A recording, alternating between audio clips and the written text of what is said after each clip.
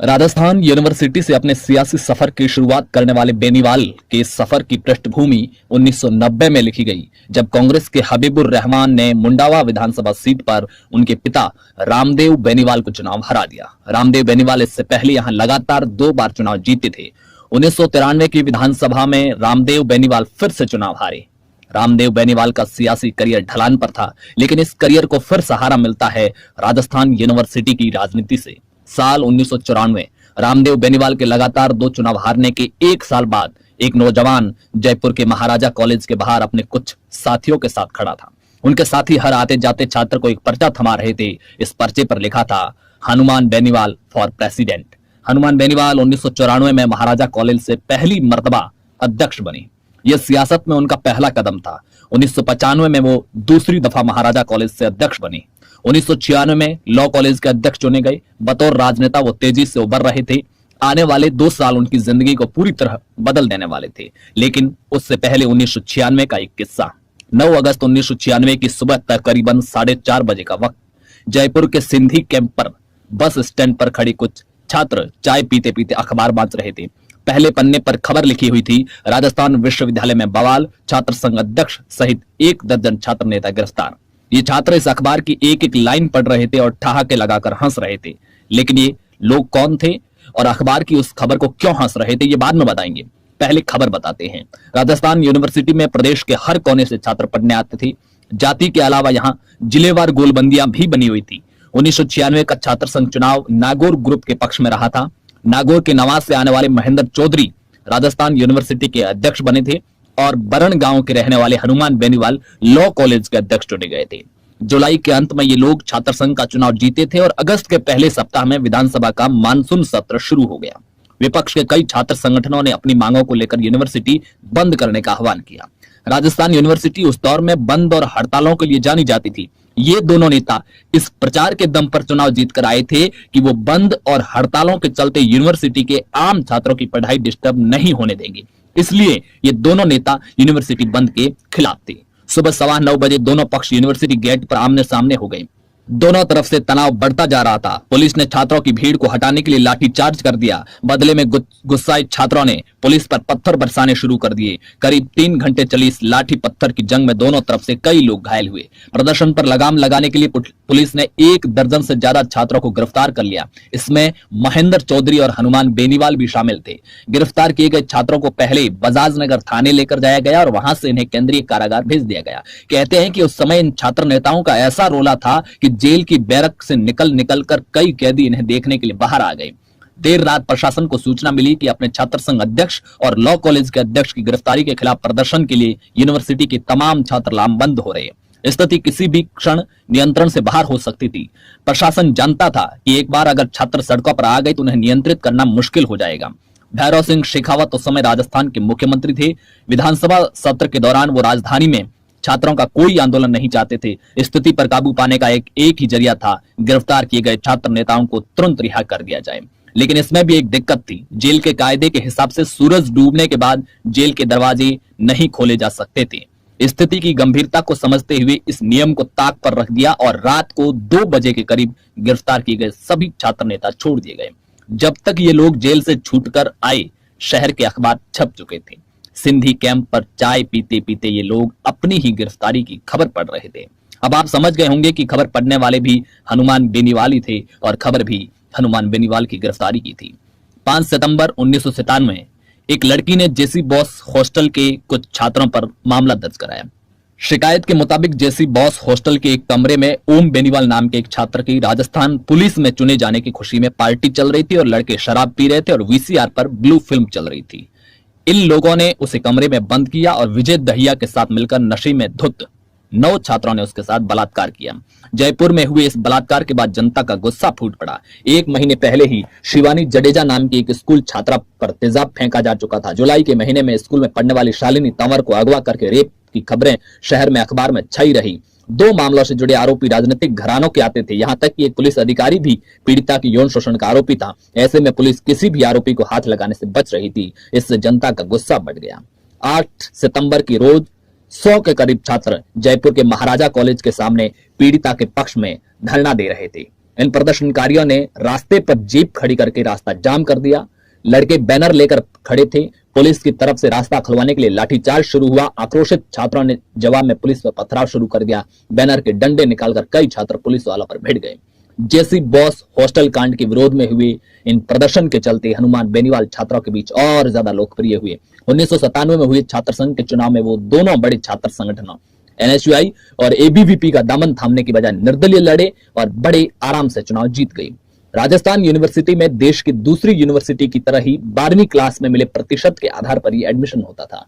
गांव में पढ़ने वाले छात्रों के पास शहरों की तरह बेहतर संसाधन नहीं होते थे।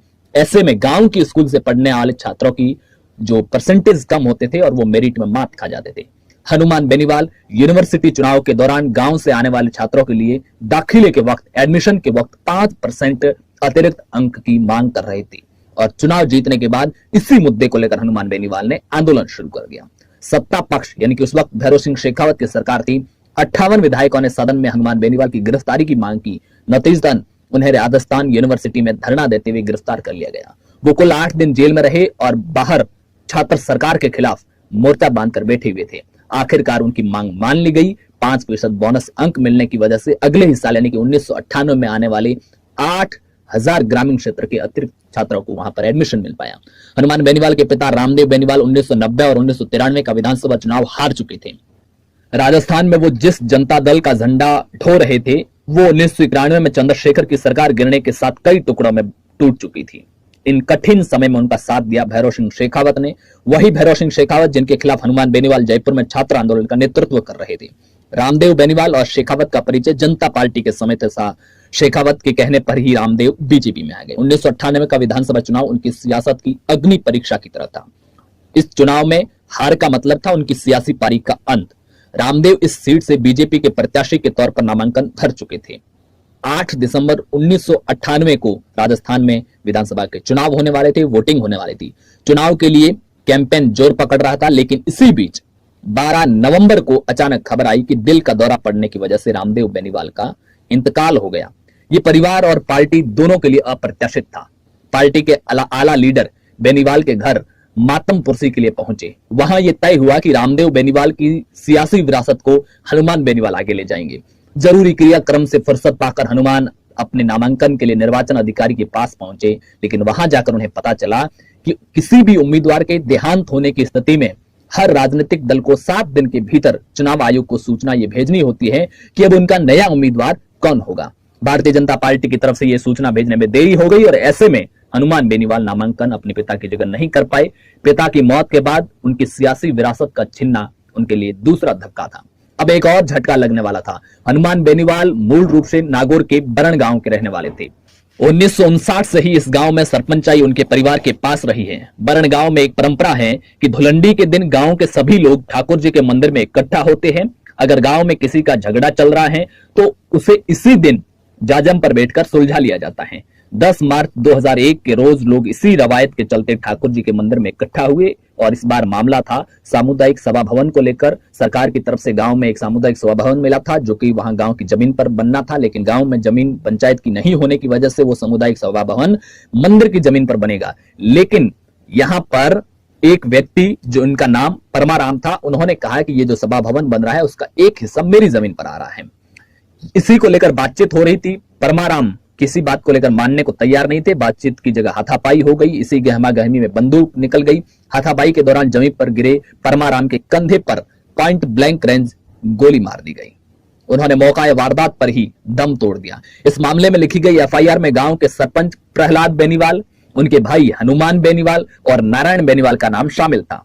प्रहलाद को उसी दिन गांव से गिरफ्तार कर लिया गया। हनुमान बेनीवाल घटना के तीसरे दिन पुलिस गिरफ्त में थे। इस मामले में वो 88 दिन लगातार जेल में रहे।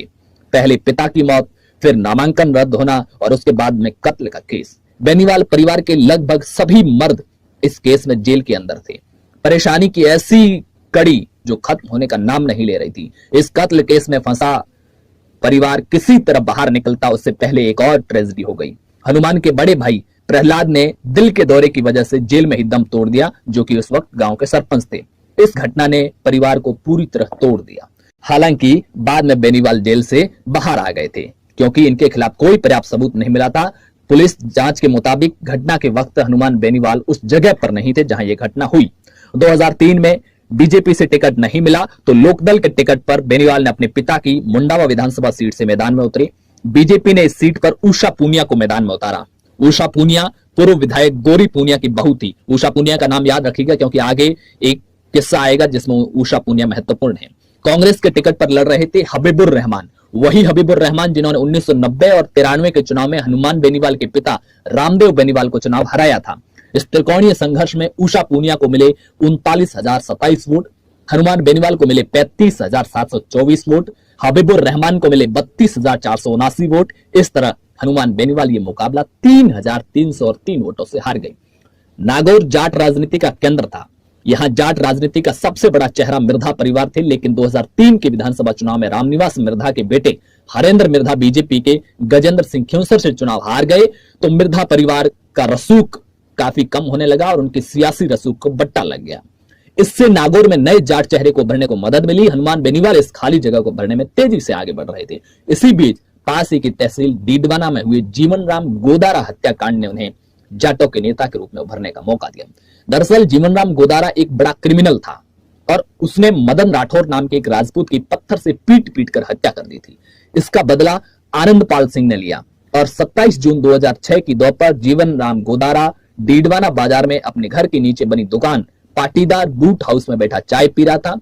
आनंदपाल अपने 5 दूसरे साथियों के साथ वहां पहुंचा और उसने एक के बाद एक 13 गोलियां जीवन गोदारा के शरीर में दाग दी। दो अपराधियों की लड़ाई ने देखते ही देखते जाट बनाम राजपूत का मोड़ ले लिया। हत्या के कुछ घंटे बाद ही डीडवाना राज्य के दूसरे हिस्सों से कट गया। जीवन राम गोदारा को न्याय दिलाने के नाम पर पूरे आसपास के जिलों से जाट डीडवाना पहुंचने लगे। जीवन राम गोदारा उस समय की मुंडवा विधायक उषा के पति विजय पूनिया का करीबी माना जाता था। यही वजह थी कि वहां के लोकल एमएलए उषा ने उस समय वसुंधरा राज्य सरकार में मंत्री थी और इस वजह से विजय पूनिया गोदारा की मौत के बाद खड़े हुए प्रदर्शन से पूरी तरह दूर रहे। इसके उलट हनुमान बेनीवाल पूरे समय इस आंदोलन में सक्रिय रहे। इसने उन्हें जाट युवाओं के बीच लोकप्रिय होने में काफी मदद की। वो तेजी से युवा जाट नेता के रूप में उभरने लगे। 2008 के परिसीमन के बाद मुंडवा सीट खत्म हो गई और खिंवसर नाम से एक नई सीट बनी। हनुमान बेनीवाल को 2008 के विधानसभा चुनाव में खिंवसर से बीजेपी की टिकट मिल गई। कांग्रेस ने उनके सामने डॉक्टर सहदेव चौधरी को टिकट दी। बीएसपी के टिकट पर लड़ रहे दुर्ग सिंह चौहान ने मुकाबले को त्रिकोणीय बना दिया। इस मुकाबले में सफलता बेनीवाल को मिली। इस चुनाव में हनुमान के खाते में गए 58,602 वोट और नंबर 2 पर रहे दुर्ग सिंह को वोट मिले 34,292। कांग्रेस के सहदेव चौधरी को सिर्फ 17,124 वोट हासिल हुए। माने लंबे संघर्ष के बाद में यानी कि 1990 में जब हनुमान बेनीवाल के पिता पहली बार हबीबुर रहमान के सामने चुनाव हारे, फिर 93 का हारे, 98 के चुनाव से पहले पिता की मौत हो गई और हनुमान बेनीवाल पर्चा नहीं भर पाए। 2003 में बीजेपी ने टिकट नहीं दिया। लेकिन पिछले करीब 20 सालों बाद में अपने पिता की विरासत को आगे बढ़ाने की ओर बढ़ चुके थे, पर अभी भी आगे बहुत सफर बाकी है। 2013 में हनुमान बेनीवाल निर्दलीय विधायक बने। उसके बाद में 2018 के चुनाव में उन्होंने अपनी नई पार्टी आरएलपी बनाई और वो फिर से विधायक बने और 2019 के लोकसभा चुनाव में उन्होंने एनडीए के साथ गठबंधन किया और नागौर लोकसभा सीट से चुनाव मैदान में है। आप हमें नीचे कमेंट बॉक्स में बताइए कि हनुमान बेनीवाल के बारे में आप क्या जानते हैं, उनके व्यक्तित्व को लेकर आप क्या जानते हैं, क्या आप उन्हें पसंद करते हैं, क्या आपको लगता है कि वो एक अच्छे नेता हैं, क्या वो नागौर से अपनी सियासत को, राजनीति को आगे बढ़ा पाएंगे या उन्हें और कोई वहां से चुनौती दे सकता है। इस बारे में आप नीचे हमें कमेंट बॉक्स में बताइए। अगर ये वीडियो पसंद आया तो लाइक कीजिए, हमारे चैनल को अभी तक सब्सक्राइब नहीं किया तो सब्सक्राइब कीजिए। मिलेंगे अगले वीडियो में, तब तक